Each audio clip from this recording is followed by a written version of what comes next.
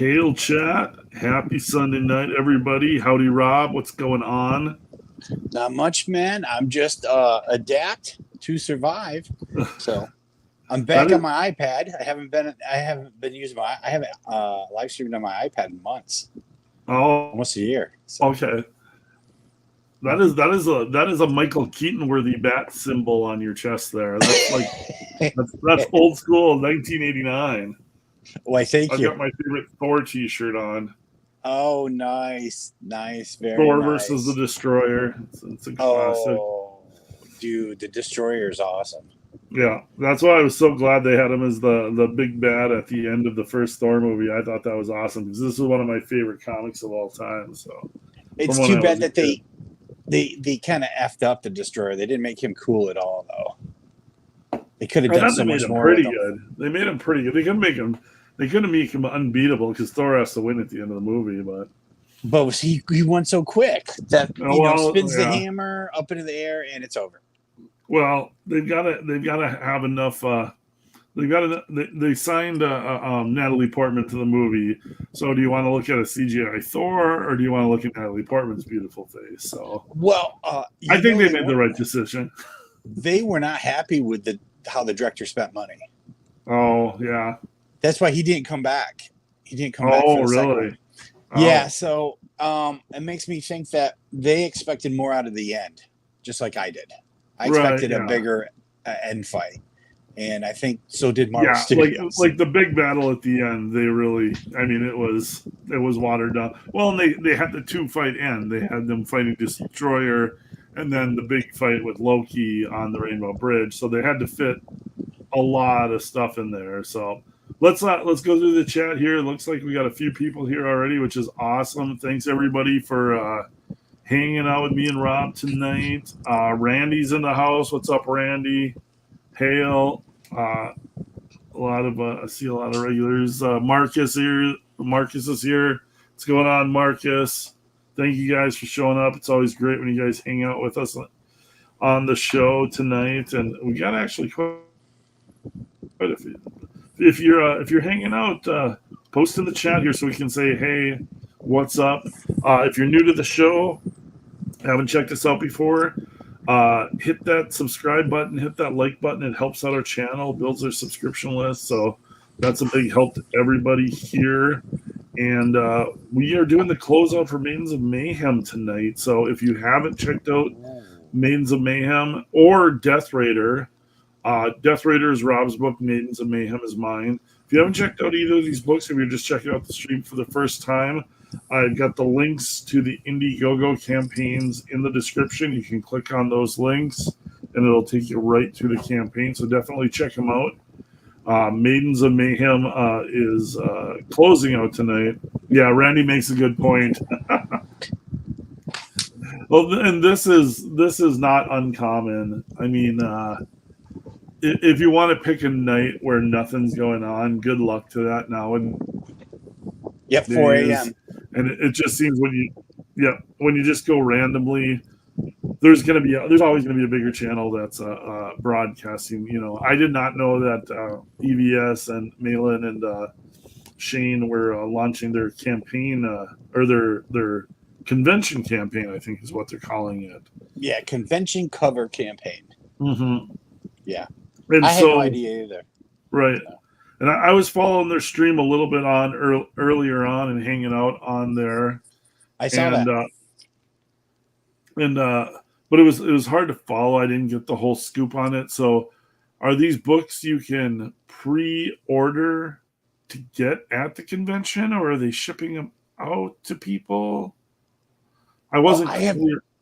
I have no idea. All I know is that they did a triple cover. Yeah, Yep. Yeah. With each of their godlike Cyberfrog and I'm drawing a blank in Shane's book. Can't think of the name. Imperious Rex. Yes. Yeah. I kept thinking 4X. It was 4X. What's the inside? I don't even know what the interior is. I think it's reprints of like from their first 3 books or something. Yeah, and they were deciding on which books to pick, so it'll be and I don't know which one they landed on for EVS, but Yeah, so because it's like he's got a lot of he's cyberpunk. got more to choose from. Yeah. So, yeah, I think they're doing reprints with each of their covers tied in, so it's that tri-cover kind of thing. So it looks neat. The covers, I saw the covers for the first time. They look awesome. So, but yeah, I wasn't sure if the concept was they're shipping them out or you pick them up at the convention and then get them signed by the guys, which that would make more sense to me. Because getting them signed live, and hanging out with the guys, I think that would be the cooler idea. But like literally, I don't know what their plan is. So you'd be forced though. You'd have to go to that convention. Well, and I think that's part of the whole idea is they want to get like a big contingency of Comicsgate people there to hang out at the convention and like all hang out and have like a good time, have a party together, like you do with the fans at a convention. So I'll tell everybody right now, you could just get Death Raider. I will ship it to you. You don't have to blow, $200 a night on a friggin' shitty hotel that's the same size hotel as the hotel down your street, but just because it's near the convention, you're gonna pay $200+ for each night. You're not gonna pay the shitty con prices just to get in. You're not gonna have to sit and wait in line, eat bad pizza at the convention or a bad pretzel stick or whatever.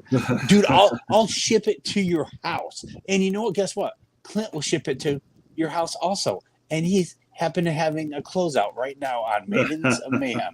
You don't have to go through all the bullshit. And anybody who wants the book signed, I think I plan on signing all the books. So yeah, I'm gonna I'll sign them as I pack them up to ship them out. So you get them signed too. None of the BS. But there's plenty of people that want to go to the cons too. So I think they're trying to cater.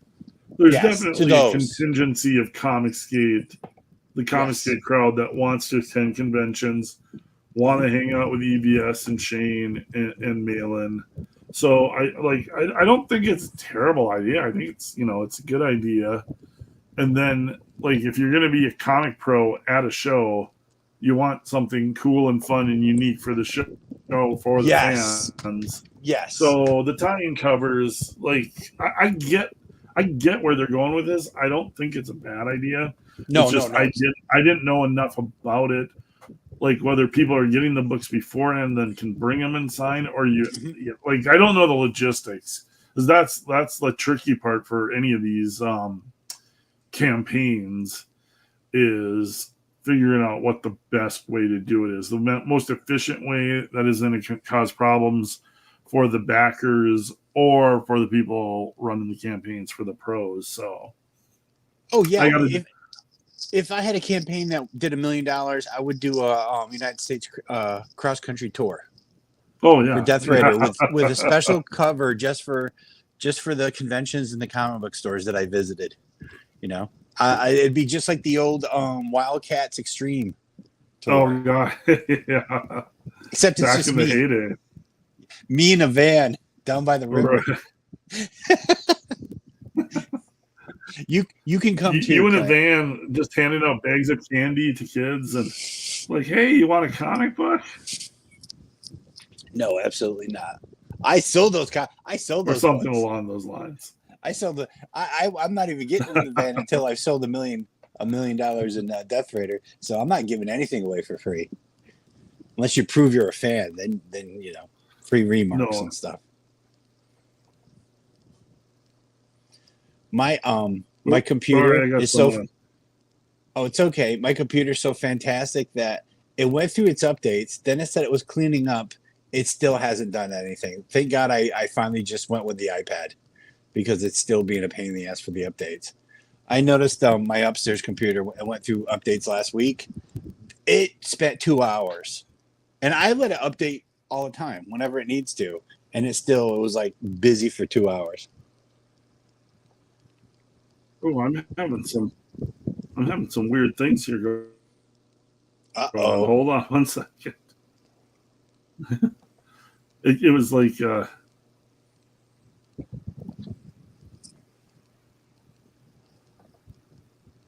there we go. Can you hear me now?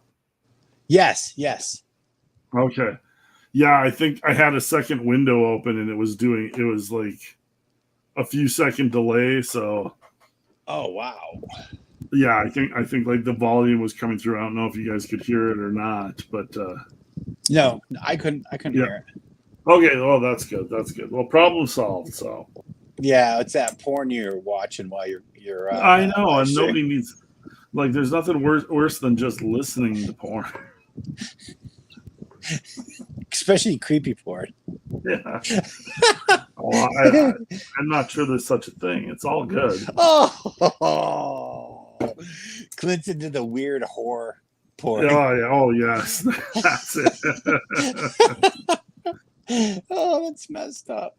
But anywho, yeah. So how was your Thanksgiving, Rob? Did you have a good Thanksgiving? I did. It was usually we have a couple of friends over and my wife cooks. This year it was just us and the cats. Oh, nice. Yeah, to be honest, I like that. Yeah. I'm jealous. I can be social, but dude, I don't miss the big family Thanksgivings because I'm from up north, so having to go someplace and deal with all these people, and then people start drinking and arguing. I'm just like, no, man. I'm in Florida, and it's great. Usually, it's just Kristen and I, and it's it's like, hey, here's the movie. Like we watched that dumb haunted mansion. Oh, okay. It was silly. It was silly, but I'm sure.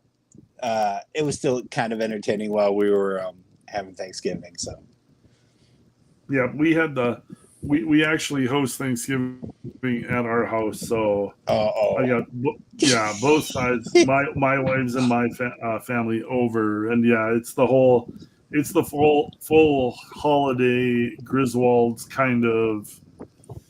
And lots of old people like doddering around, and like you literally spend the whole time worrying about some old person falling because like the median age is like 90 of like everybody who's over there, and but it went well. Food was good. Turkey didn't get dried out, so How many people?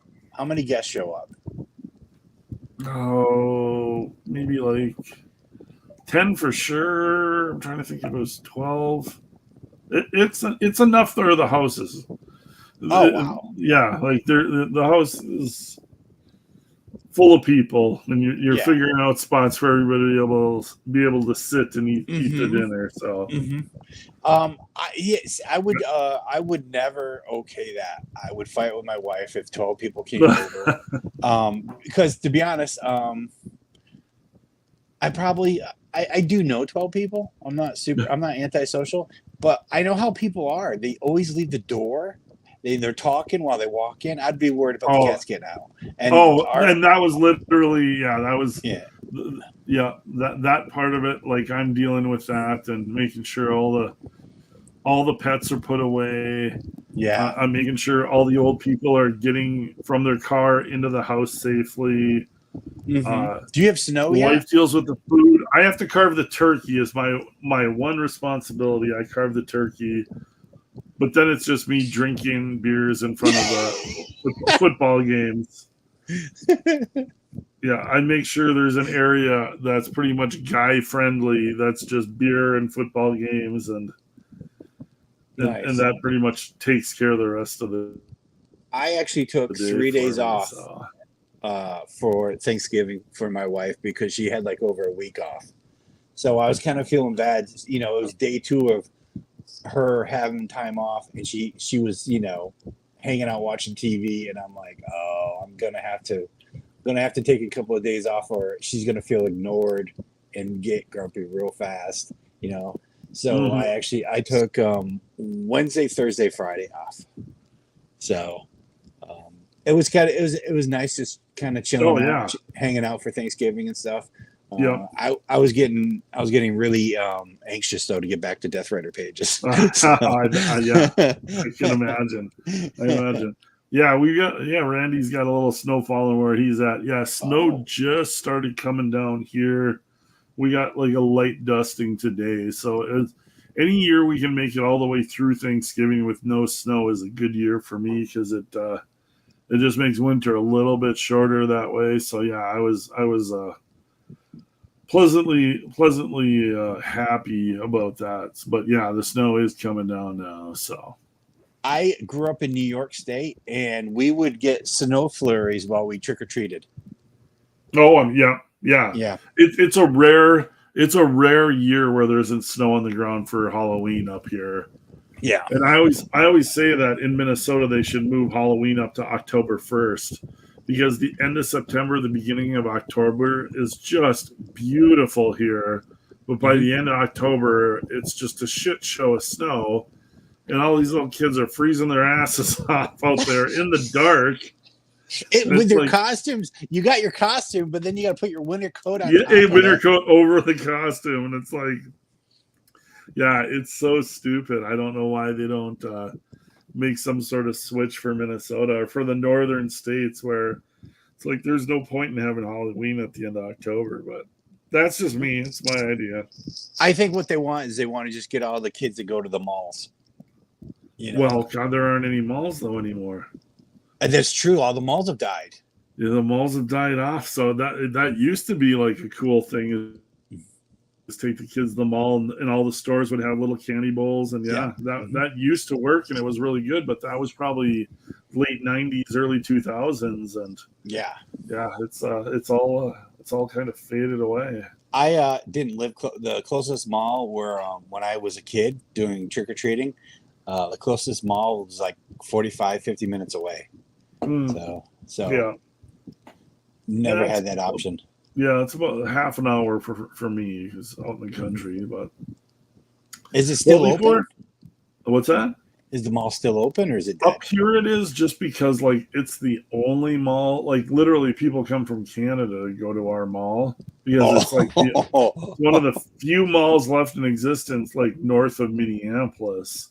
Yeah. So it's hanging on, but it's like nowhere near what it was in its glory day. I mean, everybody remembers malls in the late 80s, early 90s, and it was like it was the best place to be. The food court, the arcade, all the stores. Like, yeah, those places don't exist anymore, really, unfortunately. So,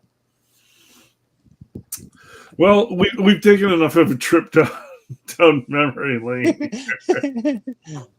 So you know what? We might as well actually go over the campaign that is closing tonight before we get too far into this. I do have some articles pulled up about all the disastrous moves Disney has made, the trouble they're having with the Marvels. Of course, Wish has come in as a flop already. Is coming in second place to maybe even third place. It might even lose to Napoleon. So I do have some fun articles about how much Disney has shit the bed, but we'll get to those. We'll get to those in a little bit, but we'll check out the campaign right now. You got Rockin' Repoled. Is that it? Rockin' Repoled. Nice. Reploid. Rockin' Reploid.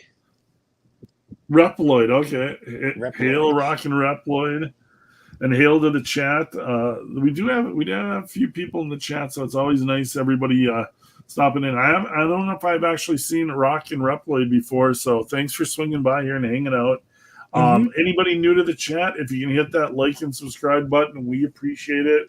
It really helps out the show to build up subscribers, and it kind of gives a little bit of a boost with YouTube, so I'd appreciate that. But thanks for everybody for hanging out tonight. And we do have, let's get into it, Maidens of Mayhem here. And this is closing out tonight. This is my book. It's 60 pages, 3 individual stories, each featuring Blue Bombshell, Pirate Queen, and the Sword Maidens. It is an adult comic. There will be adult content and nudity in it, fair warning. But a lot of fun, a lot of action, a lot of comedy. kind of the irreverent kind of humor that we all kind of grew up on. I always tell everybody it's kind of like American Pie for like superhero or sci-fi comic books. Some TNA, some comedy, some jokes, a lot of great art, but really an action adventure comic through and through. So it is got 6 hours left. It is closing down tonight. We are at 253 backers. We're at 25,680, which is just awesome. I would absolutely love for this to hit 3,000 tonight, but I don't know if that's a possibility or not. But that was kind of like my goal, is if we could hit 30, that'd be cool. But we are sneaking up on it. We are getting close here, but let me just scroll down and show everybody a little bit of the artwork. This is the main cover, cover A. Clint, you should send a super chat to John Malin about Mayhem closing tonight. Yeah.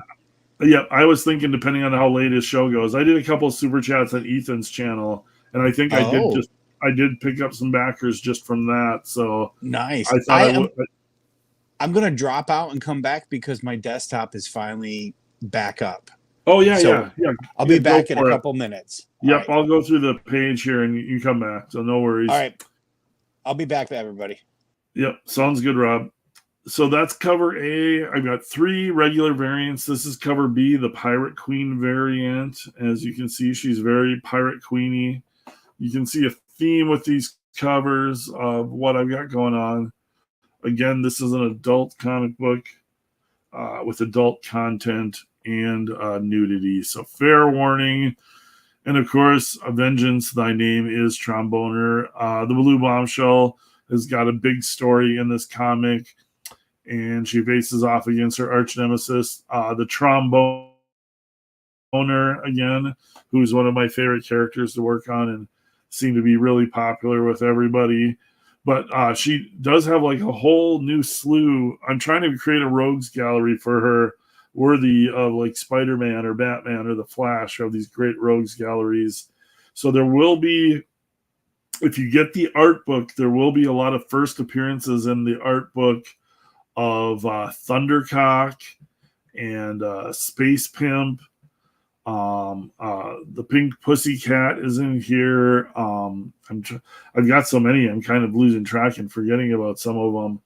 Super Tits shows up. So a lot of her rogues gallery is going to be showing up in the art book and the digital backup story. So if you want to get those, that is in the adult booty box tier. So definitely check that out if you're looking to get all that extra stuff.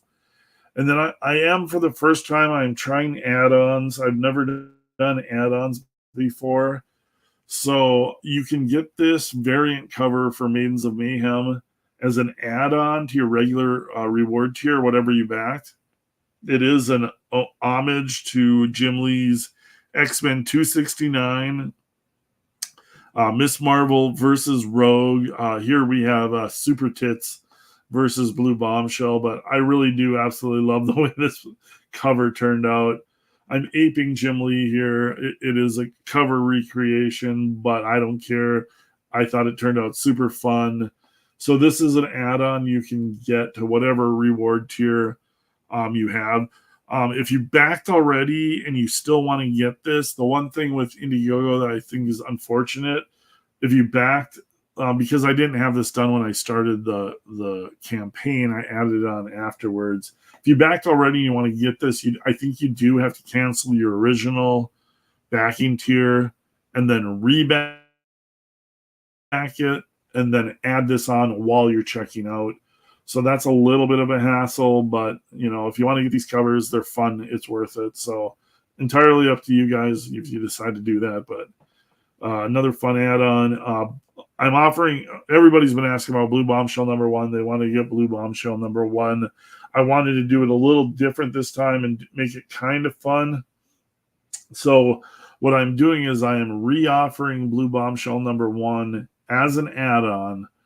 It was a 48-page book to begin with. So what I'm doing is I'm actually splitting it into 2 24-page comics with 2 retro covers on it. So you got Blue Bombshell 1, Blue Bombshell 2, with 2 retro covers on there. It's the full Blue Bombshell #1 48-page story, but just broken into 2 normal size comics. So I thought that would be kind of fun and different. And like a ton of people have picked up this. So I must have done something right, because it's been very popular, and almost everybody has backed it for this too. So thanks to everybody who's done that. So I'm trying to make the add-ons fun and worth it, and it seems like it's working.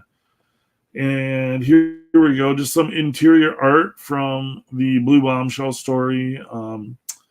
Purple Torpedo and Star Blaster are testing out their new X-ray goggles with Blue Bombshell in the ladies' locker room in the Superiority Complex, and shenanigans ensue. So yeah, a little look at the interior art here. And again, this is going to be 3 stories. So there's 1 Blue Bombshell story. Again, she's facing off against her arch enemy, the Tromboner. Lots of other characters, lots of other stuff going on in the story. And then we do have a Sword Maiden story. For those of you guys unfamiliar with the Sword Maidens, this is very much the world of Conan and Red Sonja. It's that type of story. I would say, imagine if Red Sonja had a twin sister and the 2 of them went on adventures where they lost their clothes a ton. That's basically what the Sword Maidens are. So definitely swords and sorcery, high adventure, a lot of fun. I really got a kick out of drawing and writing this book, so hopefully you guys will enjoy it too. And then finally, one of the characters kind of I'm known for, Pirate Queen. There's a new Pirate Queen story in here, an adult story again, of course. And this is Pirate Queen on a trek across the galaxy for a lost treasure. She's trying to gain treasure to build up her forces on the free pirate side to face off against the Imperial Galactic. What is it? Imperial Galactic Federation of Unions. I made it a super long name, so it's hard to remember. But yeah, facing off against the bad guys. So a really fun, adventurous Pirate Queen story here. And as you see, plenty OT and A. And just in case 2 boobs wasn't enough for you, we've got 3 boobs or 5 boobs. If you add them all up together, you got poor alien chicks getting chomped on by alien monsters. So fun, crazy adventure, lots of art. And in the art book, then, I've been posting a lot of these retro covers. This is another cover recreation. This is John Buscema's Miss Marvel cover. I recreated it with the Blue Bombshell. And this is the origin story of Thundercock, one of the Blue Bombshell's new arch enemies. And I've got Thundercock. You're saying, back off, Bombshell. That radioactive rooster bit me, giving me the powers of Thundercock. And now Super Tits is going to feel my wrath. So I think you can probably just get from that little blurb there the type of humor I'm going with. Let's see. I'm trying to get Rob back here. Add the stage. Come on, Rob. Oh, there we are. It's like magic. I clicked it once or twice. So yeah. I like my iPad view. Well, now is the thing. Give me giant forearms. Give me giant forearms. I know you've been working out.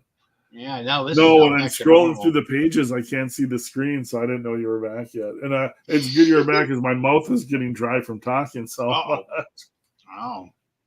Dude, I know I've seen this campaign a million times at this point, but it looks awesome.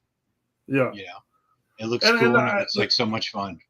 I just try to have fun with it. Like literally what I've been doing for the last month is Tuesday and Wednesday I'm shipping books for Superiors. Mm-hmm. Wednesday I might ship some books in the morning, but by Wednesday afternoon I'm working up a pinup or some artwork or something for the campaign for the art book, so that by Friday at 5:00 I've got one new piece of art to post on Twitter to send out to backers, something fun to look at, show what's going to be in the art book. So that's been the last month, is just shipping, working on art.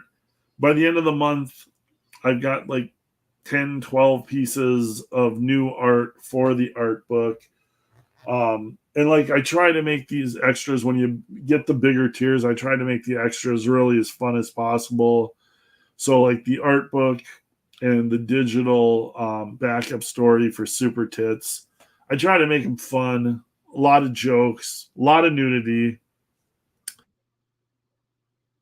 The art book's going to have a brand new Blue Bombshell story in there featuring Thundercock, and the digital backup story is going to feature Super Tits. And you're going to get her whole origin story as a Lonely Girls model who gains superpowers through one of her backers who's kind of simping on her. He's like this nerdy sci-fi scientist, kind of like like all of the bad guys, in Marvel, like they're all kind of the nerdy, lonely guys that, but they have like the geniuses. So, like, in order to get her attention, he gives her superpowers because she's this hot, lonely girls, and it's a whole play on the whole cosplay thing that goes on with all of these OnlyFans chicks and all the girls on TikTok. To try and get fans, they throw on a Wonder Woman costume or a, Miss Marvel costume, and then they're going to get all these fans, but they don't know that Spider-Man is Peter Parker and Miles Morales is Miles Morales. So, so it's a fun play on stuff that we all kind of enjoy, and I'm spending all day. Like, the shipping is not my favorite part of it, so I like ship at the beginning of the week, and then my treat is to draw like one of these pinups or something for fun. And so it's like, if I get this many books shipped this week, then I get to draw a pinup or I get to draw a new character. So, but I gotta get my book shipped. So it's like a reward system for myself to get the books out the door. Yeah. I keep telling myself I have to do the trading cards. But every time I sit down and I start working on the trading cards, I'm like, dude, you finished all the pencils and marker. So now all I have left to do is ink a chunk of pages. And I'm like, dude, you should really just finish the inks on the pages first. That way you can put them on Instagram. You can show them to everybody. Yeah. They can have a decent idea of how the end of the book looks. And so that's what I keep doing. And then whenever I'm done for the night, I always go, oh, I should have done a trading card. Just because I wanted to post it up and show. Because the stretch goal is only so far it's the trading card everybody gets with a purchase. I did a version of that, but I'm going to redo it. And then there's I think, because I changed the stretch goals, I think we hit one stretch goal, one of the stretch, because I literally just lowered the stretch goals. So I think I got 3 trading cards I actually have to draw. Yeah. But I know it probably would be more productive to finish the inks first, because once I finish the inks, I can send them off to a flatter. It is the tricky part of running these campaigns, is knowing where to spend most of your time at any certain thing, because you're always juggling quite a few different balls, like, and especially the way I'm doing it, like I'm running campaigns, ending them, starting the next campaign, shipping books out. And I do that because there are no deadlines anymore except the ones I set for myself. So getting the next, I do work better with those deadlines, with that pressure on me. But then you're like, well, should I be working on this today or should I be working on this? There's always multiple things to work on. So you've really got to be good about delegating your time where you're going to get the most bang for your buck, get the most stuff done for the next part of it here. Yeah. I think my next go around, I'll have the trading card art will be between covers, and trading card art will be some of the first things I finish. because those are like stretch goals Sure. and things of that nature. And I think that's probably you know, where I make sure the next one, that and having things lettered and colored so people get an idea. So that's always at the end there. I'm gonna hit the refresh here. Let's just see if there's any kind of action on Maidens of Mayhem as we're closing out here. So right now we're at 253 backers. We're at a total of 25,680 with just 6 hours left. So 6 hours before this closes out, this campaign is done. So I hit the refresh. Let's see if we got any kind of action going on. Slowly thinking about it. Check that out. 3 new backers. I thought maybe we got in one backer, and kind of give it a little bit of a boost. No, we're already cracked 26,000. That is nice. Fantastic. Yeah, we're streaming against Malin. EFAP. See, I don't know how to do that. Like I know there's people that are better at streaming that they'll be able to pull up somebody else's campaign. But I'm not well, I don't even know what EFAP is. EFAP, John, I think it's where you watch somebody else's live stream. Yep, you watch someone else's live stream. Oh, you know how I do it is I pull up John's live stream. Let's hear it. I'm gonna see if we can try it. That's funny. This is we're going outside of my comfort zone. Dude, for me to even talk in chat, I have to have my iPad in front of me while I'm working. No, I think we can do this. I think we can do this because it is. It's Cecil, Shane, and John. Yep. All right, so let me see here. I had to go over here. I don't remember my invite. Right, I don't remember my invite to this thing. All right, here we go, Mark. This is your idea, Marcus. So let's see, present. So this is Marcus's idea, if it works or if it doesn't work. No, not present. What do I want?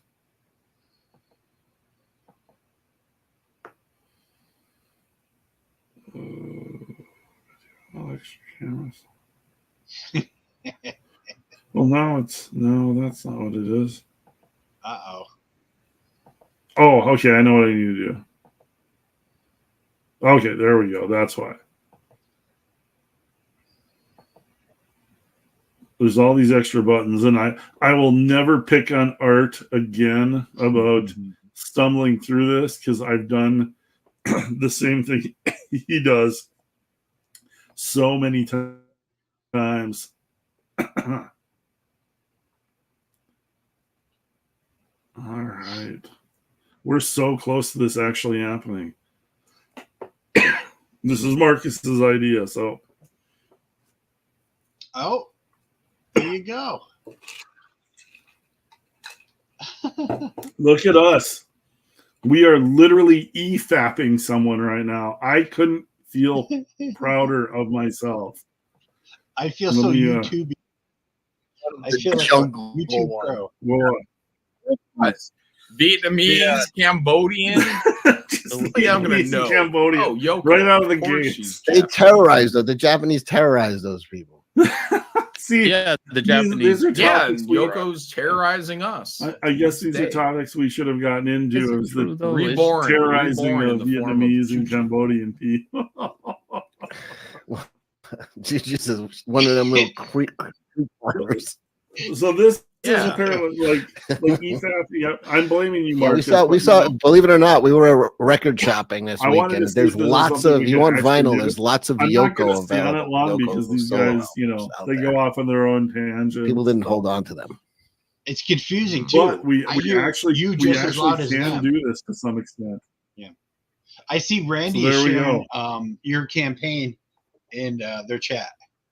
And he's got a tool. Nice. Thank you, Randy. He's got a that is awesome. And yeah, I was like, there was actually Randy was doing that in EVS's chat and a couple other guys, Mortal V.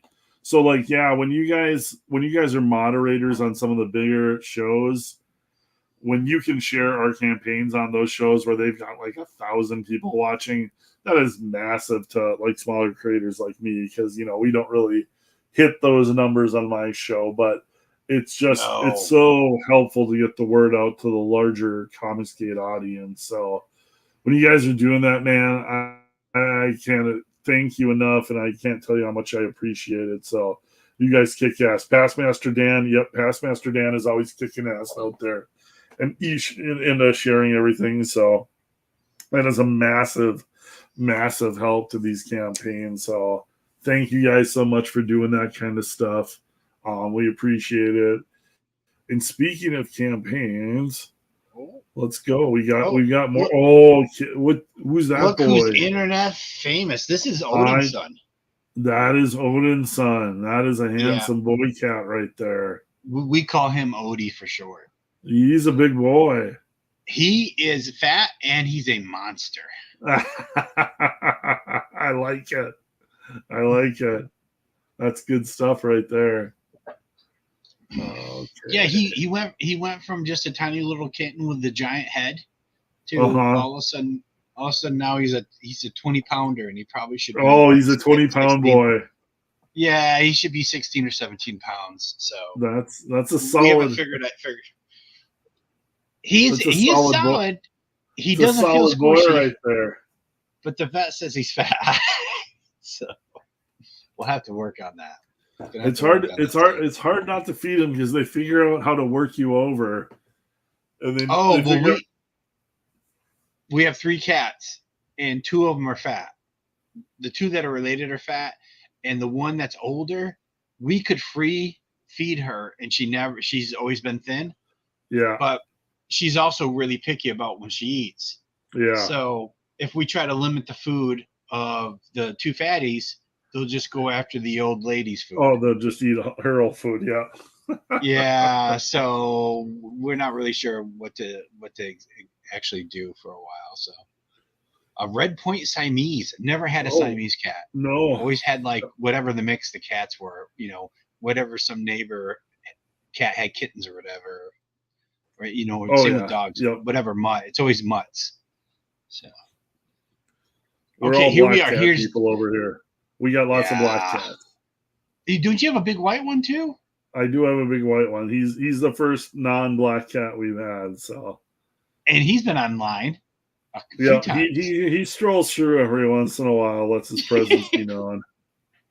When he needs the attention, he wants. Yeah, when he wants some food. Wow. When he's hungry. So here we are, Death Raider. It's at 20,356. Marsoc Marine, critically injured, uses alien knowledge to build out the Death Raider armor. I've at least have memorized that pitch. It only took me an entire year to get to that point. But I'm done with the pencils, done with the marker, which is the gray tone, and now I am just inking the last chunk of pages. And when I have that done, it goes to the flatter. So I am finally, making lots of progress. I worked in comic books, Marvel, DC for 20, 25, 27 years. And now I'm doing my own thing. And it's a lot of hard work. It's a lot harder than I thought it would be, but I'm having a blast doing it. And it is great. Using a lot of the techniques that I used to make other people look better. Now I can, spend way too long trying to make my work look better. So it's a lot of fun. And there's the T-shirt. You can still order the T-shirt because until my campaign, I have to close it out and send it to the printer. I wanted to keep the T-shirt open as long as possible because there's a minimum just to break even on the T-shirt, and I'd rather hit that minimum instead of having to, tell everybody that I got to cancel the shirts. So right now we're not at the minimum, but if we make it to, I'm just going to try to keep it open until we hit that minimum. So then everybody who ordered a T-shirt can get the T-shirt and not just send them refunds. So, but I'm gonna switch up and pull up your Twitter feed, Rob, because it's got a bunch of the new art and which. Oh yeah, that's probably smart. Because everybody's seeing the same Indiegogo stuff. dude, in Indiegogo, man, I can't believe that they haven't worked on the art size, like letting us upload bigger things yet. Yeah, there's a lot of stuff that Indiegogo, the site, could be doing to make it better. Mm-hmm. But no, this stuff looks awesome. Here's Raider, and this is like a close up on 2 panels. This is him when he's in his coma, because when he first gets hurt, when his team gets ambushed, he gets okay. And I wanted to really kind of write a little bit outside the box, not just he builds an armor, whatever. So he's in his coma, and you can see that one of the characters in this coma that's harassing him is actually the Death Raider armor before he ever builds the Death Raider armor. So I've got a little. Okay, cool. I got a little kind of. There's some hints and teases that just because he builds the Death Raider armor, he's getting pushed to build the Death Raider armor a little bit, since the Death Raider armor, and it even pushes him out of his coma there. So, just a little tease. I wanted the story to be, more than just straightforward. Oh, that is a tank. They're in the city. This is such an awesome film. Oh, thank you. They're in a city in the Middle East, just doing kind of a standard mission, and it quickly goes not standard mission. And this is where they're like, it's a tank. And this is a little bit in the future. I said 2032, but I think I'm going to push it to like maybe 2047, because some of the tech I want to use in the book, push it out a little bit farther so they can be a little more, sci-fi, cyberpunky. So they don't stop the tank. So now they're just hauling ass. Just because you're talking about it right now. Just because you're talking about it right now, and then I heard Ethan and Malin talking about it earlier, and I've seen the video of the shoulder-mounted gun with eyeball aiming with the handheld jetpacks. Yeah. You've seen that one, Rob? Yes, I saw that one, and John Malin shared that, and I kind of picked on it because. For one, the jetpacks have been around since the 70s. They run on kerosene. Not having an automatic Glock on your wrist is like, okay, whatever. I think most of these special forces guys would rather just hold it in their hand because they've already spent thousands of hours training holding on their hand. Yeah. The eye motion movement, obviously they're getting that from the helicopter, but the thing is that technology has jumped. The technology made a big jump, and we've seen it since the Ukraine war, where it's all drones. Yeah, I was going to say, like all that seems like is a good way to be the first guy to get shot. It would get blown up by a drone, or the first 40 guys in a. You're hanging out there like a piñata, Yeah, and those jetpacks don't move fast. Yeah, no. Like you could like put guns on a drone exactly like you're talking about. Dude, C4. They just have all those suicides. Oh yeah. Just fly the drone into your enemy with C4 on it, and and especially because the least armored part of a tank is the top. So in Ukraine, they're using $5,000 suicide drones to take out $20 million German tanks. So in war is more about finance.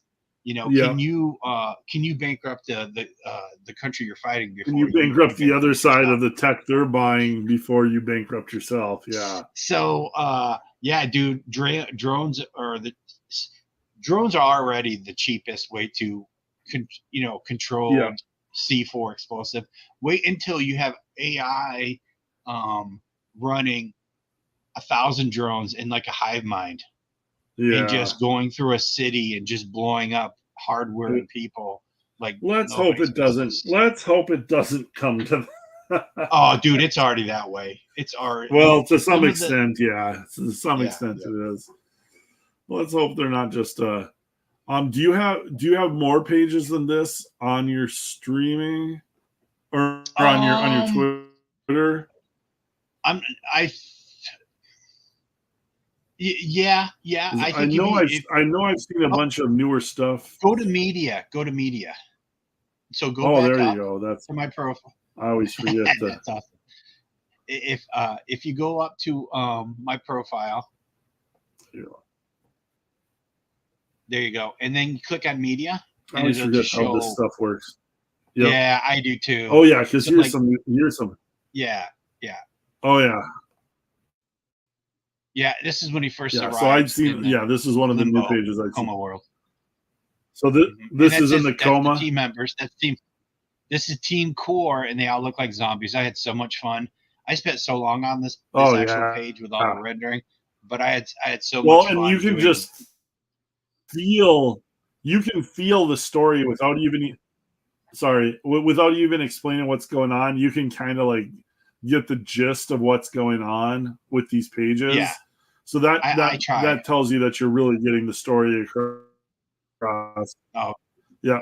Because I saw this and I'm like, oh yeah, this is like a dream sequency kind of thing with his old team and they're dead and he's dealing with all the issues and all that. Like, that it screamed that from the page. So like you're really nailing it with the story and the art here tied together. Thank you. Like why did he live? Why they're dead? Why did they die? So all that good stuff. Yep.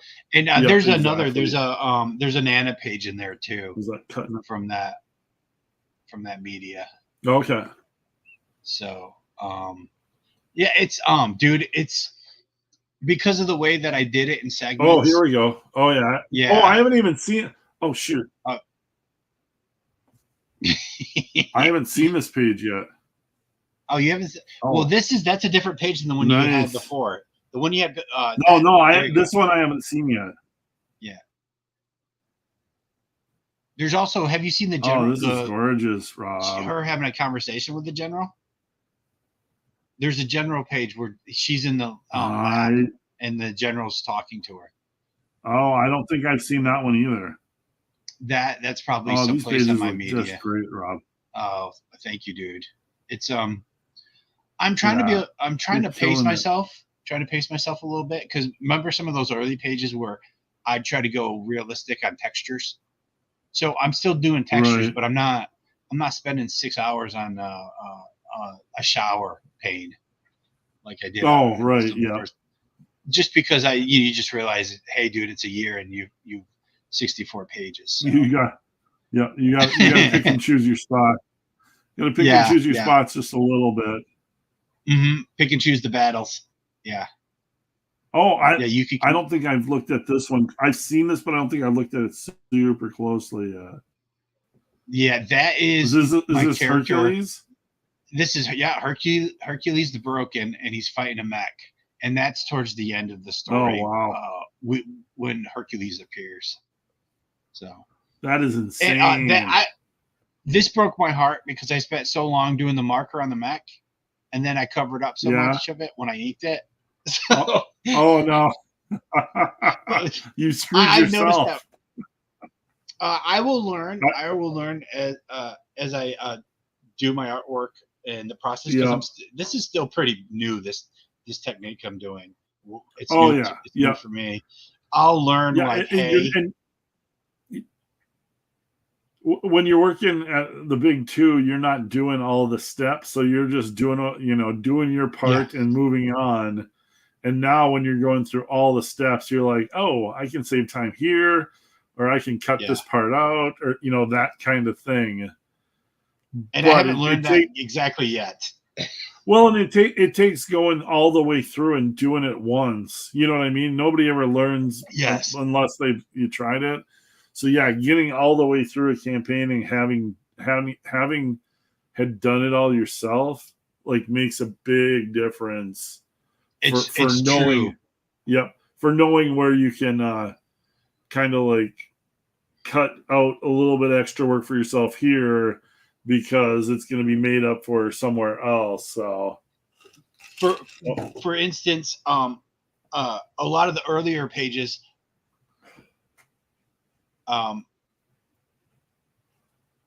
you should do the rounds on the side. I've done all those, dude. Oh yeah, I did. I've been doing those. I haven't done them lately, and I haven't done those lately because I'm trying to get the pages done. Like, it's hard. It's hard getting on all these shows. There's a lot of shows. Yeah, and I did a lot of shows, especially in the springtime. And you know what I realized? I wasn't getting any pages done. Yeah, to be honest, like 64 pages in a year. I need to do a lot more pages than that. So. Honestly, I'm really limiting how much YouTube I'm doing until I get the book done. Now I could do more YouTube once I send the pages to the flatter. Mm-hmm. But I'll also be working on the dialogue at the same time. So thank you, SF Gaming. Thank you. Like you said, it'll be different for you. You'll be able to do more YouTube once the main chunk of pages are done. And be able to go around to a lot of the different channels and promote this. But I have specifically stayed off of I haven't done Rainey's channel yet, and I've stayed off a bunch of channels in the last 4 months because why go around and promote another round of the stuff if I can't even tell people when the book's going to be done? You know, I would rather now say, hey, there's 12 pages left to be colored or something like that. Like hey, I actually have an idea that it's going to ship and blah, blah, blah. That's when I'm going to do another big round on YouTube. Yeah. And that's where you want to make a big push. When you got all the pages done, it's getting colored and lettered. You know when it's going to the printer. You know when you're going to start shipping.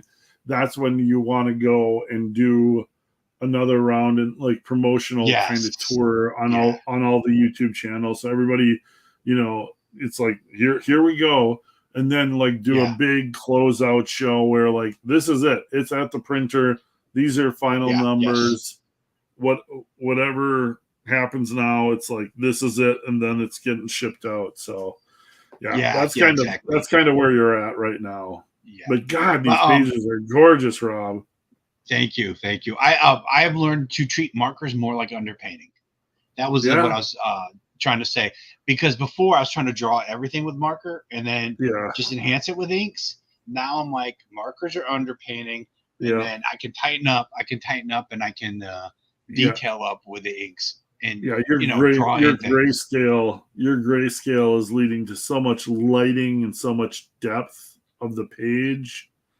It's I still like that in the background, though. I still do like doing that in the background where I'm drawing the buildings with the marker. It's easy. Sure. It's an easy cheat.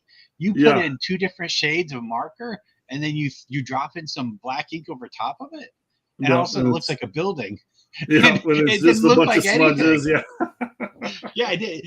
That's the Sean Gordon Murphy way. It kind of is. Sometimes less is more, Yeah. And it creates that distance because it's a little blurry. So feels like it's farther back. It's one of those kind of neat artistic tricks that, you can definitely use in your favor. It's you're not doing much, but it makes it look really cool.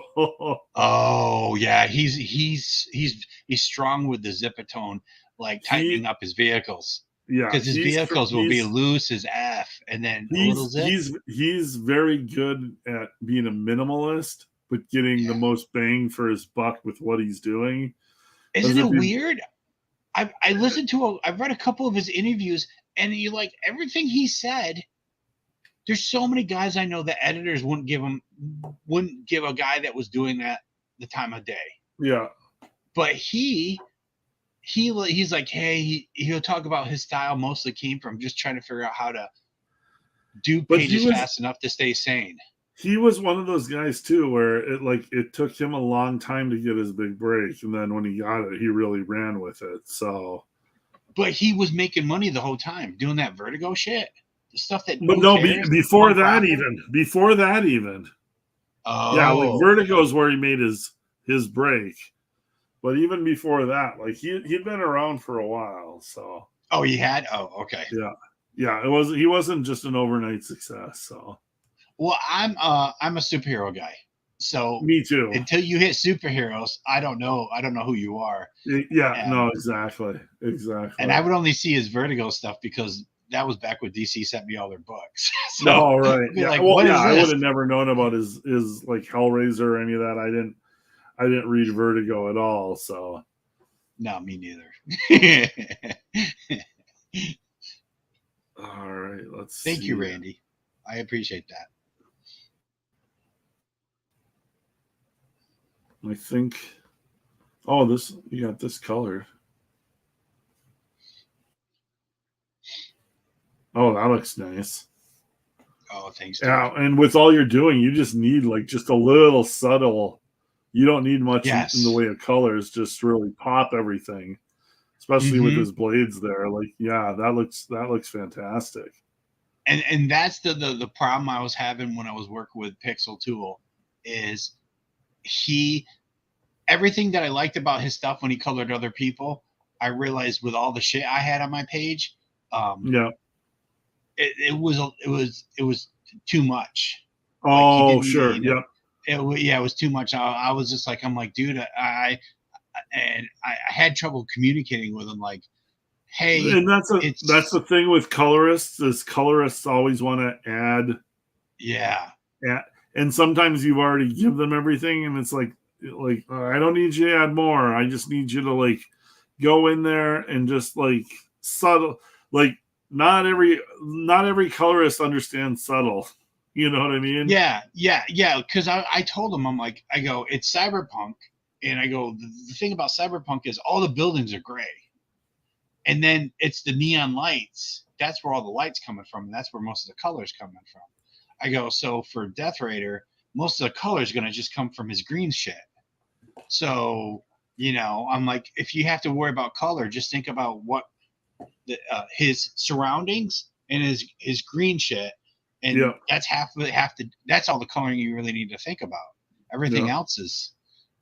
So, and that's how, when I've colored a few pages, I try to treat it where I'm just like, what's the main light source?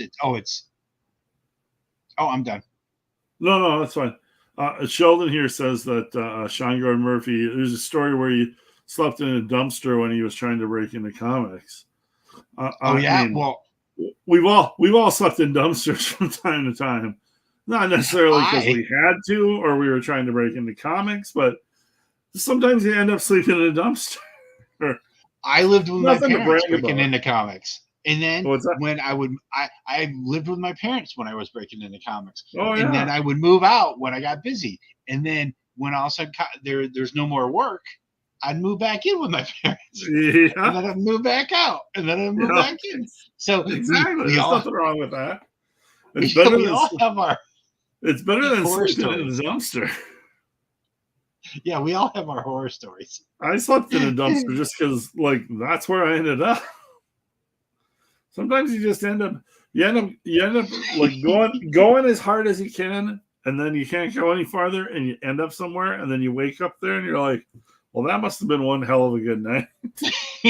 I probably, before I started working at DC, it sucked being 30 years old and moving back to my parents' house. And moving in my younger sister's old bedroom. Oh, right. Yeah, because they changed your bedroom into something. Well, it's because it was their bedroom. They had a different house, and I'm like, I'm moving into my sister that I'm 11 years older than. I'm moving into her old bedroom. As a 30-some-year-old comic book artist who's already worked for the big guys, and now I'm back. And this was Krushin had died. I had a quick little run at Marvel, but we were so spoiled. We were so spoiled with deadlines and getting managed that Marvel's like, "Where's those pages?" I'm like, "Oh, I'm working on them. They look great, don't they? Where's those pages? Where's those pages?" And then before I knew it, moving back into my parents' house. So. Oh man, yeah. How I forget, how long were you at CrossGen? I hit CrossGen in May of 2001, and Okay. I left CrossGen in the fall of 2003, because that's when CrossGen started asking people, Yeah. do you need your check this week? Oh right. And I would always say yes, because I always did. And that's when it started to get weird. And I thought when I left CrossGen, I was going to jump right onto whatever book Bart was going to do at Marvel. But Bart was going through some stuff. So that book didn't start for like over a month. Right. So then I was kind of hanging out and having fun chasing women and spending money I didn't really have. We almost crossed paths and it was probably like 2002, so you might not have been there yet. No, I was at CrossGen in 2001. I'm trying to think of when 2001 to 2003. It was like in that 99, 2000, 2001 era. It wasn't 2001 yet. Okay. But my buddy got married down in Florida. Okay. And I just happened to figure out that the CrossGen studios were not too far. It was Newport Richie. Oh yeah. That's like 35 minutes north of Old. Yeah. So I managed to figure out that CrossGen studios weren't too far away from where he was getting married. Oh. And so I don't even know how I did it. I think I just called the studio and asked if I could stop in. Yeah. And they said like they would do tours or whatever. Yeah. And like I didn't even have a portfolio with me or anything, because it was like I figured it out after the fact that I was already down there. It wasn't like it was prepped or anything. But I got a tour of the studios, and the only person that was there working that day was Jimmy Chung. Okay, yeah. Yeah. So Jimmy Chung was there, and I got to talk to him a little bit, but I didn't have anything with me. It was just a waste of time. Yeah. But at least like the studios, like you guys were set up down there, man. Yes. It was sweet. Everybody, all the colorists had massive monitors. And dude, it was free art supplies. So you just go into the room with all the art supplies were, and just if you needed more pigment markers or brushes or ink, you just grab whatever you needed. Oh, that'd be so awesome. Yeah, it was fantastic. And dude, in 2003, when we thought things were still good, because the boss would just go up and down the hallway saying how great everything was. Oh, sure. We didn't know they were bleeding cash. Right. We were looking for a guy for me to specifically ink, because the guy I was working with, I kept trying to make him more look like Dale Keown, and he was a big Buscema fan. That was Andre DeVito. Oh, I remember him. Yeah. And he just, all I had to do is say, no, dude, just do what you originally did over him. But I would get conflicting opinions and get conflicting. Oh yeah, and you're hearing different voices in your ear. Yeah. Oh yeah. People telling me different things, but dude, that would have been perfect, because you were doing the Jim Lee thing, right? Oh yeah. Oh, we would have totally brought you in. I'd be inking you, and you'd be doing Jim Lee, doing your fucking Jim Lee vibe. 5 pages a week is all you would have to draw. Oh god, that's nothing. You'd be able to get to really tweak the shit out of your Jim Lee, and it's kind of the story of my whole career, is many multiple missed opportunities. And I had a giant, dude, we all had these giant tables, and it had this clear like rubber plastic cover on all of them that was like so you could use your X-Acto knife on them if you needed to.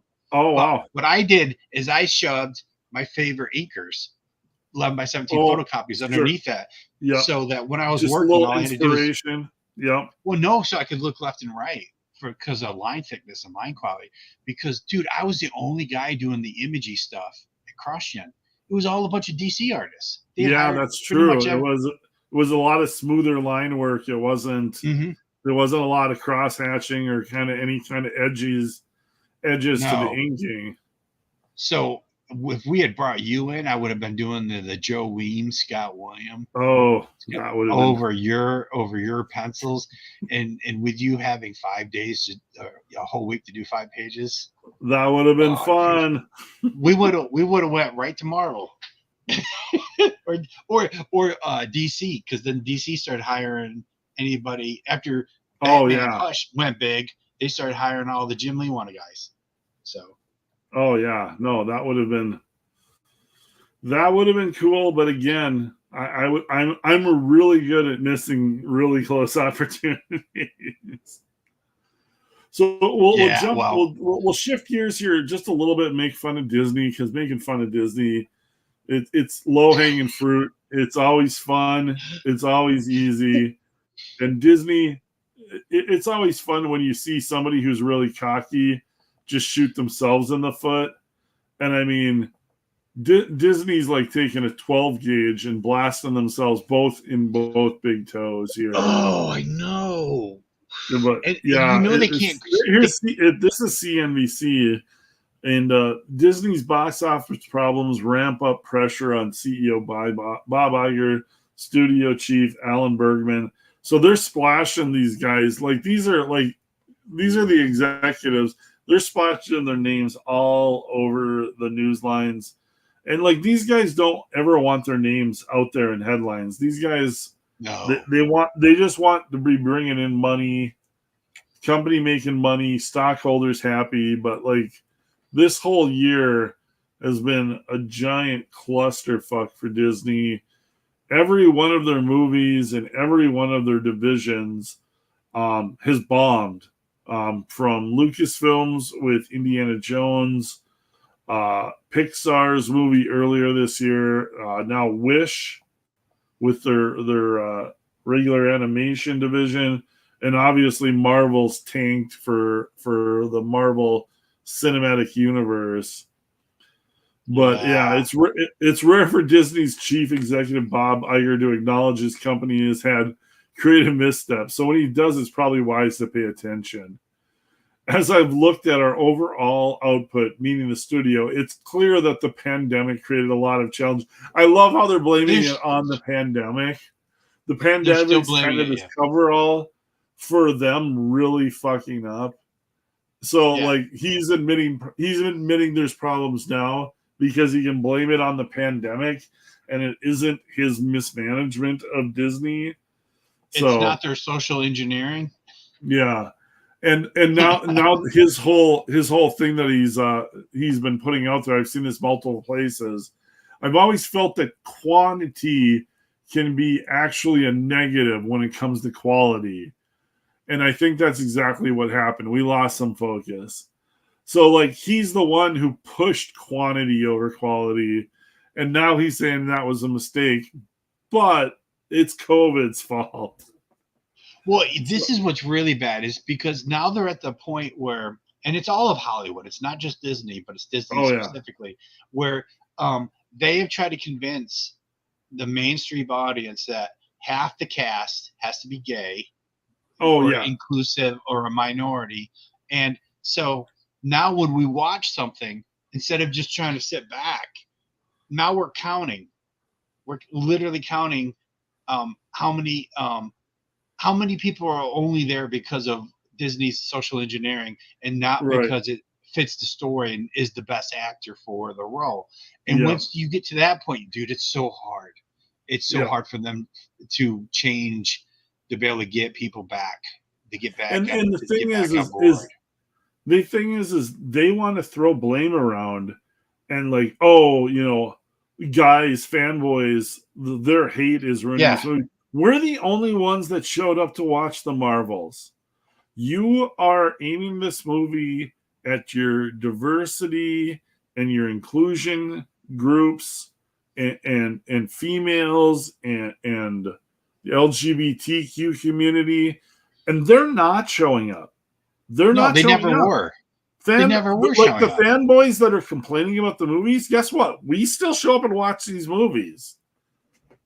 and dude, they want to blame us for the failure, and it is not that. I have the perfect example. I had a Batgirl print from Paige because I did one issue of Batgirl, and she's riding on her motorcycle. It's just a big splash page, her on a motorcycle. And I had that print for like 3 conventions, and I'd sell a couple.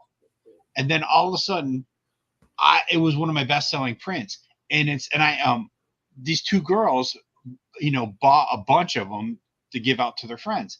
And I told them my story. I'm like, this print, it's become one of my best-selling prints, and it never was before. And they started laughing. And they're like, oh, it's because Batgirl for the last 3 or 4 months, she's now going to college and she parties, and she's never Batgirl. So for us, this is new art to us. So it's actually Batgirl doing something where she's riding on her motorcycle super fast through the city. So you just like,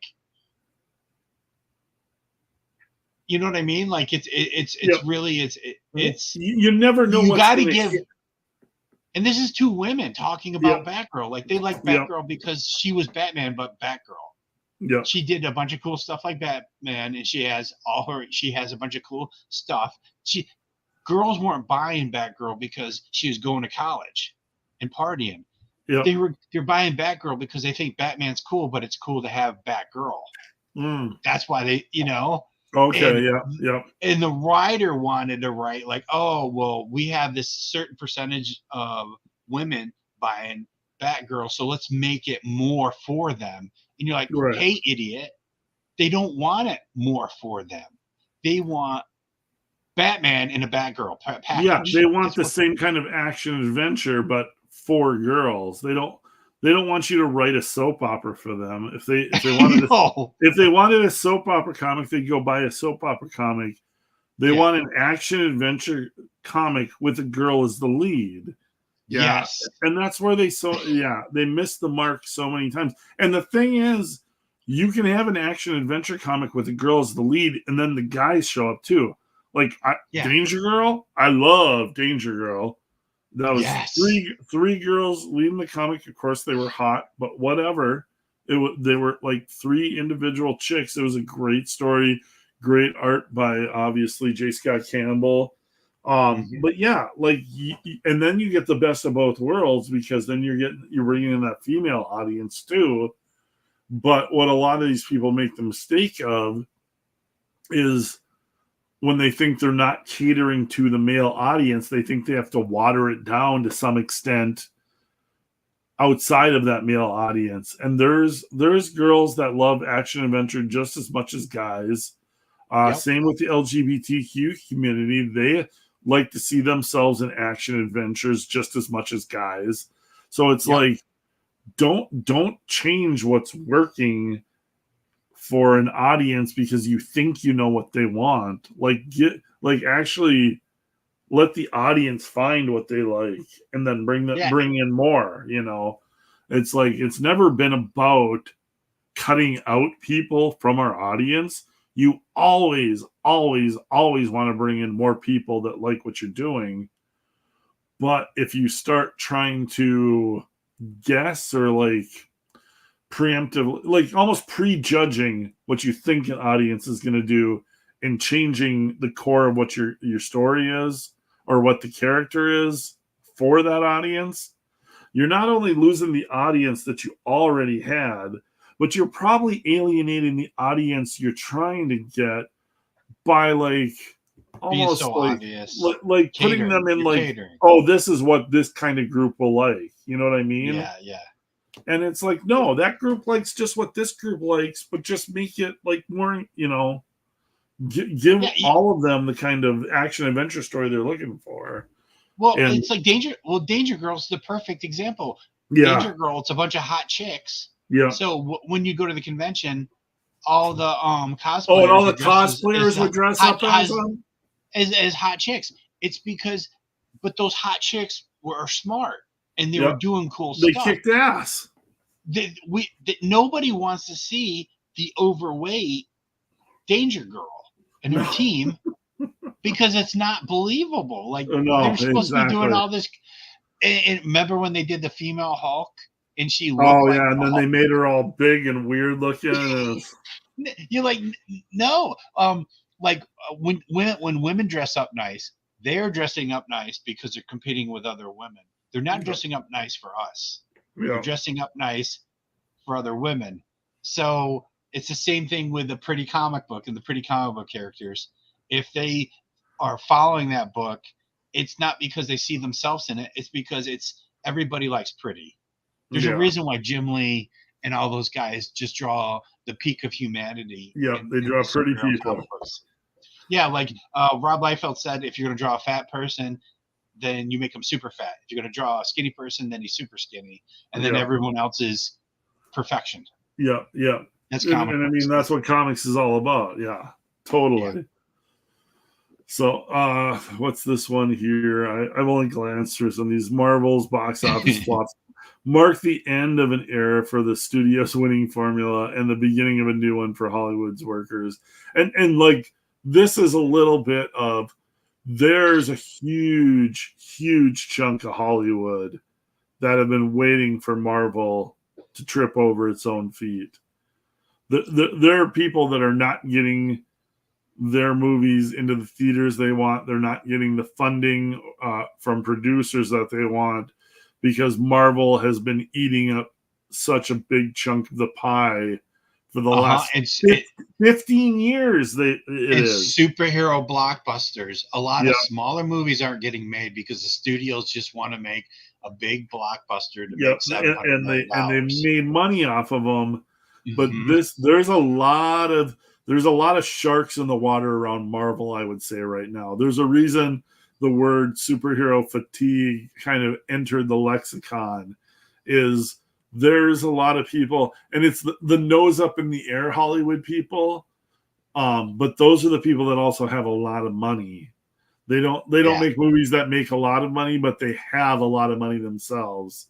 Yeah. And so those people are going to be coming after Marvel too. Now that they've showed a chink in their armor, Marvel's tried to extend itself. It's tried to do this DEI, diversity inclusion bit for an audience that isn't showing up when it's Marvel's giving the audience what they think they want or they think they should have, and nobody's showing up for it. Instead of giving the audience what they've shown already that they enjoy and that everybody enjoys. Because, like, you look at the numbers, the fanboys showed up for this movie. That's it. The fanboys showed up for this movie. The diehard Marvel fans showed up for this movie. What's the difference with the other movies? Everybody showed up for the other movies. So it's like you shot yourself in the foot by trying to outthink what the audience actually wants. Well, they also tricked us. It's the only reason we went to the first one. Well, they told us that it was important to watch it because it was connected to the Infinity and Endgame, and it wasn't. Oh yeah, the only reason the first Captain Marvel movie did anything is because it was between Endgame and Infinity War. I think everybody acknowledges that. Like the first Captain Marvel movie was not a great Marvel movie. I think even Disney executives now will admit that Brie Larson was 100% miscast. Like Brie Larson, I don't know if she's going to recover movie star wise from this movie. I don't see her starring in a major role outside of this movie now because it's bombed so bad. She has such bad PR going for her. She is an unlikable person in real life, and she has a fan base that truly dislikes her. Like, what movie studio is going to be lining up to offer her big money to play a lead role? Like, nobody. And I think that's what pisses her off. It's really funny because you look at this movie, and they made every mistake possible. They they cast it thinking that Captain Marvel is so popular that you can put in two characters that nobody's ever seen it before. Yep. Like, every mistake. they expected the audience to know all of this Disney Plus stuff. Nobody's watching the Disney Plus stuff. So they're showing up to the movie and they're like, who the hell are these people? What? Nobody, I would say the majority of their audience did not know what was going on the first 20 minutes of that movie, did not know who Miss Marvel or Photon was, didn't know what their connection with Captain Marvel was. They were just completely lost. Like we like Hulk. Why didn't you come up with a story with Captain Marvel and the Hulk? Or this is a great time to introduce Nova. Yeah, like, Nova would have been like there's so many things you could have done, and instead it was just like every turn was the worst decision you can make on every. Well, and here's the other thing. Here's the dagger in the heart is they have Valkyrie show up. And they've always been kind of pussyfooting around. I use that term. Yeah. They've always been pussyfooting around the fact that, Captain Marvel, who's not Monica Rambeau, but her other pilot in the first movie. They've always kind of hinted, never said. And then Valkyrie shows up. And apparently there were lines in the movie where Captain Marvel and Valkyrie have a relationship. And they edited those out. Why? Because they're trying to cater to this certain audience. But then who doesn't watch they cowered out and they edited it out. So it's like you're trying so hard to do this one thing, but then you won't even pull the trigger on the thing you're trying to do so hard. And it's like, you can't have it both ways. You can't have your cake and eat it too.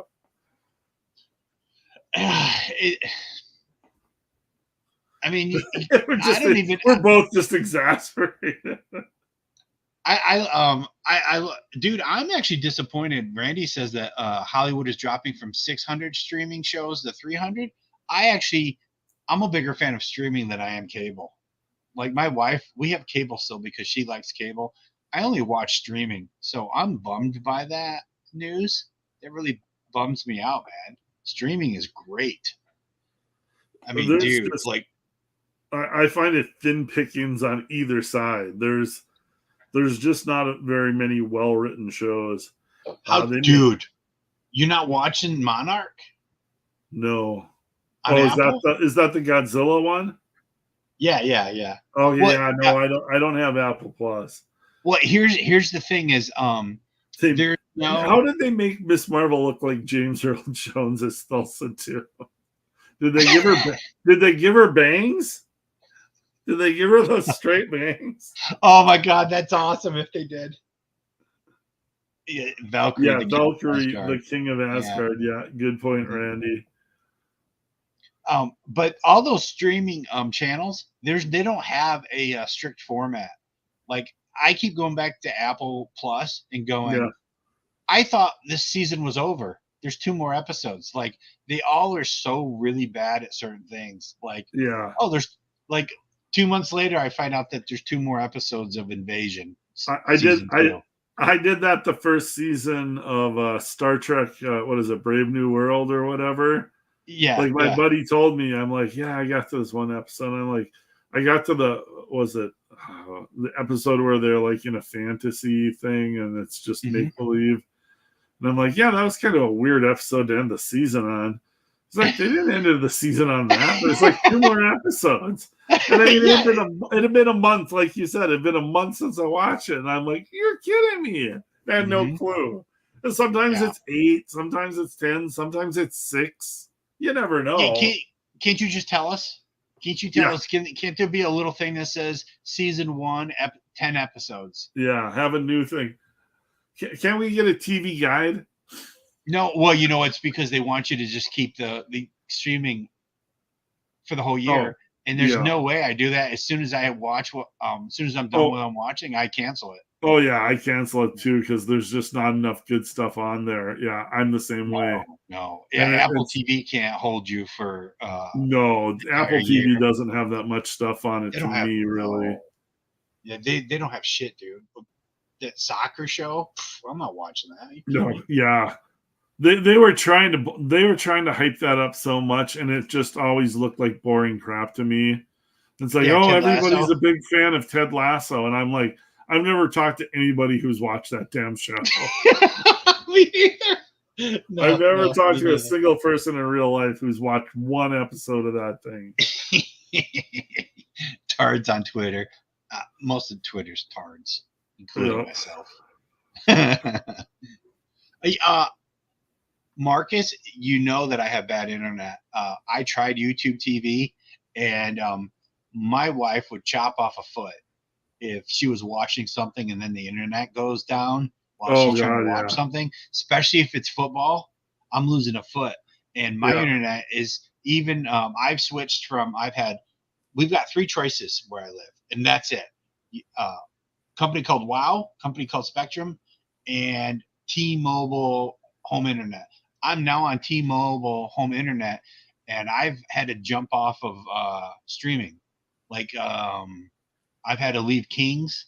I've had to leave lots of shows live streaming because there's too many people trying to there's too many people using it at one time.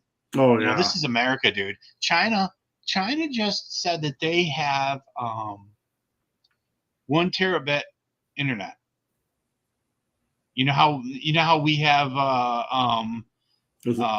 fiber optics saying 1 gig, 1 gig a second. China said that they just created a terabyte network. In America, we're trying to get you to sign up for 1 gig, and it's never 1 gig when you sign up for it for your internet.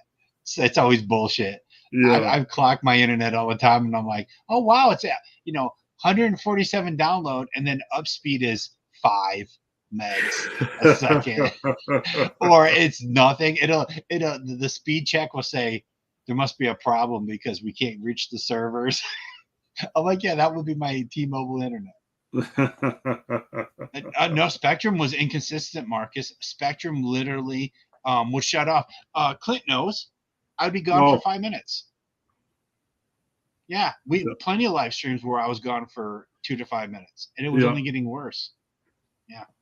Yeah, and mine it hasn't been much better lately. I'm still trying to figure out where the problem is, but like I so dread calling the they give you that 4-hour window where you get to hang out and listen for the I dread calling the internet company and being like, you got to talk through like 5 robots for the first hour and a half before you actually get to a person. And then the first person you get to, English isn't their strong suit. And then they transfer you to somebody whose English is worse than theirs is. And it's like. And you know what they always do? Those guys who show up, they're all freelance. So they change out your equipment. And all that equipment, the guys have told me, all the equipment is, it's all secondhand from China that they just repackage. Oh, yeah, I'm sure. Yeah. And they charge us a premium for rental fees. Yeah. For secondhand Chinese electronics. I just assume I assume in these cases that I'm getting screwed one way or the other. So, well, you know what? If I just want them to be honest, if hey, here's our internet, this is the speed you're most likely going to have. Yeah. Not it will be as high as, but because that's what it is now. My Spectrum was supposed to be upgraded to 750 megabytes a second. It was never 750 megabytes a second. And when everybody else is home from work and it's 6 o'clock, 6:30 at night, sometimes it wouldn't even work. Yeah, it's hardware. It's hardware they won't, Marcus. It's hardware that they won't replace because their competition, the only competition is fiber optics. And the fiber optic company decided that for Florida, they weren't going to put in any more fiber optic cable except for new apartment complexes. So old, suburbs and neighborhoods that have, pre-existed, they weren't going to spend the money to put in fiber optic. So Spectrum didn't have to upgrade. They knew that, we can coast for another 5 years till the competition forces us. Unfortunately. Yep. So that's why I have to sell lots of Death Raider copies. Yeah, buy Death Raider. Before I disappear. So buy Death Raider. Buy Death Raider, buy Maidens of Mayhem. Maidens of Mayhem ends tonight. Looks like we got another little boost there. We're at 259 backers at 26,367. So, yeah, for sure. Just even in the last 10, 20 minutes, we picked up new backers for the campaign, which is fantastic. It ends tonight. We got 4 hours left. That's it. 4 hours and this campaign is shut down. So if you guys are watching this on the replay in the next, and the one thing I do know is Indiegogo doesn't always slam the door shut right when your closeout time hits. So if you guys are catching this on the replay, go check out Maidens of Mayhem, and you can still back it because I'm guessing Indiegogo won't slam the door shut instantly. So no. Yeah, it is ending tonight. Yeah, it is ending tonight. So definitely go check it out. Back this book. Back Death Raider. Rob's comic is awesome, and you should definitely check that out too. I think we are going to close it out tonight. I think I'm going to go through a super chat and Malin's show, and then I'm probably going to crash. But yeah, it's been a long holiday weekend, a lot of food, a lot of fun, a lot of booze. I want to thank everybody for coming out, hanging out with us on the show tonight. Wait. Yep. You're going in demand. You're going in demand, right? Yep, Clint? in demand. Yeah, that's what Clint means, because Marcus just said no in demand. No, he's going in demand. Yeah, this is the end of the campaign. This is the end of the campaign, and then in demand. So, but still, back it tonight. Do any of the perks end? Yeah, actually, actually they do. What? Yeah. So if you want to get some of the stuff that's on there, especially like the people on the mailing list with the secret discount tiers, that's all done after tonight. So if you haven't gotten those and you want to get them, now is the time, because it's wrapping up. As you guys can tell, Clint is really tired right now. So you can tell by my voice. It just starts. You're confusing everybody. You're confusing everybody of what's going to change, and exactly. Yeah, dude. It's like storytelling. The worst thing you can do is confuse the reader. You don't confuse our backers. No, I'm not trying to. So, we'll close up. I want to thank everybody for being here tonight. I want to thank everybody who's backed the book. Hail Comicsgate. Hail the chat. You guys are awesome. And we'll get another show going here soon. And we'll see you then. So everybody have a great night. And we will talk to you later.